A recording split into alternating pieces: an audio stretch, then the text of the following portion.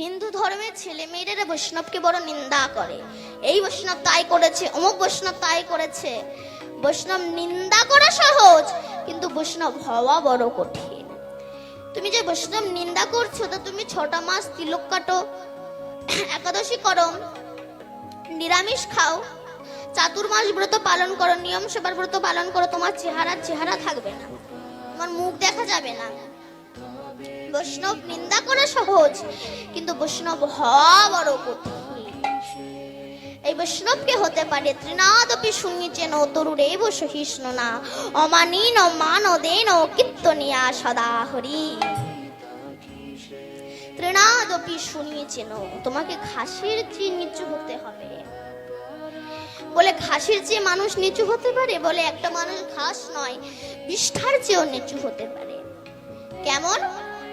এক ব্যক্তি গুরুদেবের কাছে দীক্ষা নিতে গিয়েছে।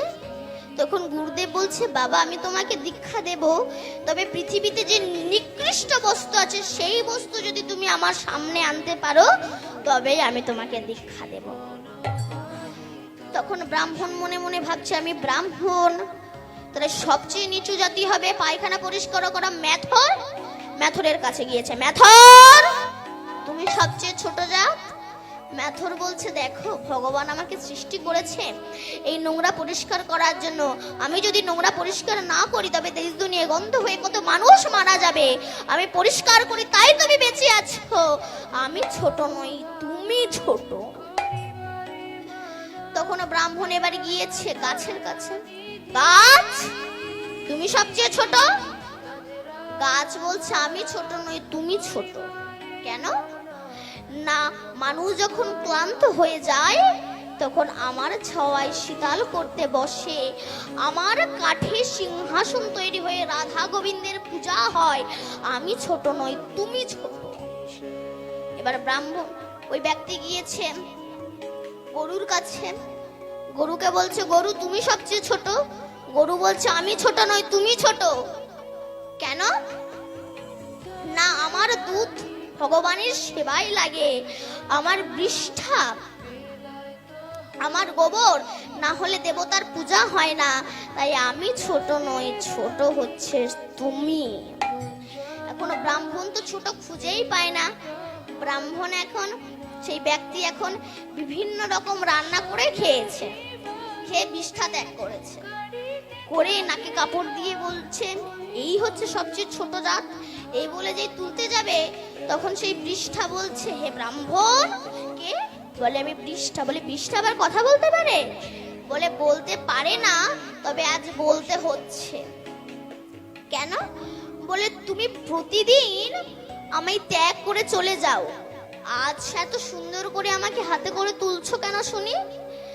তখন সেই ব্যক্তি বলছে, আমার গুরুদেব আমাকে বলেছে যে পৃথিবীতে যত নিকৃষ্ট বস্তু আছে সেই বস্তু নিয়ে যেতে। এই তুমি হচ্ছে সবচেয়ে বেশি নিকৃষ্ট বস্তু, তাই আমি তোমাকে নিয়ে যাচ্ছি। তখন সেই বৃষ্ঠা বলছে, আমি নিকৃষ্ট নই, তুমি ছোট জাত। কেন? আজ তুমি না খেয়ে যদি গরুতে খেত, তবে তার গোবর দেবতার পূজায় লাগতো। তোমার মতো অপদার্থ খেয়েছে বলে আজ আমার এই অবস্থা, তাই আমি ছোট নই, তুমি ছোট। তখন সেই ব্যক্তি ছুটতে ছুটতে গুরুদেবের কাছে এসে বলছে, গুরুদেব আমি বুঝতে পেরেছি এ জগতে আমার মতো ছোট জাত আর জগতের হাই নিতাই গৌর হরি বল। তাই তোমাকে ছোট হতে হবে। ত্রিনাদপি শুনিছেন তরুরেব সহিষ্ণু না, তোমার গাছের মতো সহ্য ক্ষমতা থাকতে হবে। কেমন? এক সাধু ভিক্ষা করতে করতে যাচ্ছে, যেতে যেতে প্রবল ঝড় উঠেছে। তখন সাধু একটা টিনের ঘর দেখতে পেয়ে তার ভিতরে প্রবেশ করেছে। সেখানে কিছু ডাকাত তাস খেলছিল। তারা সাধুকে দেখে বলে, এই সাধু বেরিয়ে যা এক্ষুনি। তখন সাধু বলছে, বাবা বাইরে তো প্রচন্ড ঝড় বৃষ্টি হচ্ছে, থামলেই আমি চলে যাব। সেই সময় ডাকাতের যে সর্দার, সে সাধুর বুকে মেরেছে একটা জোরে লাথি, আর সাধু ছিটকে বেরিয়ে পড়েছে ঘর থেকে।